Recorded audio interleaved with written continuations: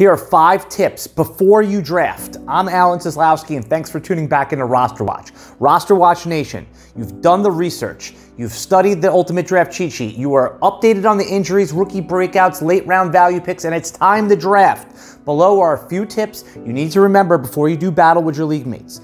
Tip number 1. Pay attention to position scarcity and runs. Many times when we draft, we fall victim to ADP. You say things to yourself like, Jerry Jeudy, he's supposed to be a 7th round pick. I could wait another round. And then what happens? Click. Somebody takes him. They snipe you. So what you need to remember is that you have to keep an eye on your particular draft room and how the marketplace is valuing certain positions and certainly particular players. Tip number 2. Remain flexible, especially in the early rounds. Don't get locked into saying to yourself, 1 RB and 1 wide receiver. Gotta leave the first 2 rounds with 1 RB and 1 wide receiver. Take the best players as they fall to you. RosterWatch was recently in a high-stakes draft picking from the 12th spot. We planned on getting 1 running back and 1 wide receiver there. The cheat sheet directed us to take 2 wide receivers there. Devontae Adams and Tyreek Hill both fell to the 1-2 turn. Though it is uncomfortable to start your draft without a running back, trust that the cheat sheet will rebalance your roster throughout the process. Tip number 3, kicker strategy. RosterWatch usually recommends taking a kicker and a defense with your last 2 picks. It is okay to reach up a round or 2 if there's an elite kicker with a late round bye. The purpose of getting the elite kicker on a high-powered offense is presumably they're going to score a lot of points. The purpose of taking a kicker with a late round bye is that you will not feel obligated to hold them through a week 4, 5, or 6 bye.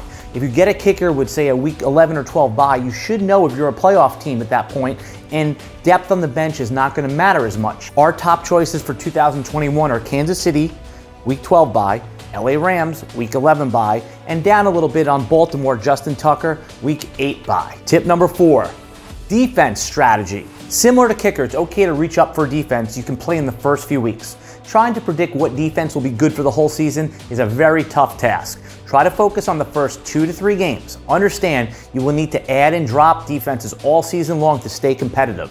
A few early season defenses worth reaching up around for are the LA Rams. Week 1, they play the Bears with Andy Dalton as the quarterback. Week 2, the Colts with Carson Wentz coming off the injury. Another sharp defensive play is the San Francisco 49ers. Week 1, they play Detroit, who's projected to have a bad offense, and they presumably have to pass in the 4th quarter, which could lead to a few pick sixes. Week 2, they play Philadelphia. The offense is still uncertain. We're going to see how Jalen Hurts performs in real NFL, not just in fantasy. Tip number 5, load up your bench with running backs. A sound fantasy football strategy is to load your bench with running backs that are 1 injury away from a starting spot. Similar to what we've witnessed with Darrell Henderson and Gus Edwards. Henderson was going in the 11th round before Cam Akers' injury, and Edwards was going even later before Dobbins' injury. Both are rock-solid 5th round picks right now.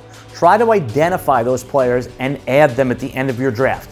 A few suggestions are Sony Michel, Ramondre Stevenson, Chuba Hubbard, and Ty Johnson on the Jets. Okay, RosterWatch Nation, that's it for today. Remember to like and subscribe to get notifications. We put up videos throughout the entire season. We'll help you with the waiver wire and any other questions you have, including trade. Until next time, goodbye.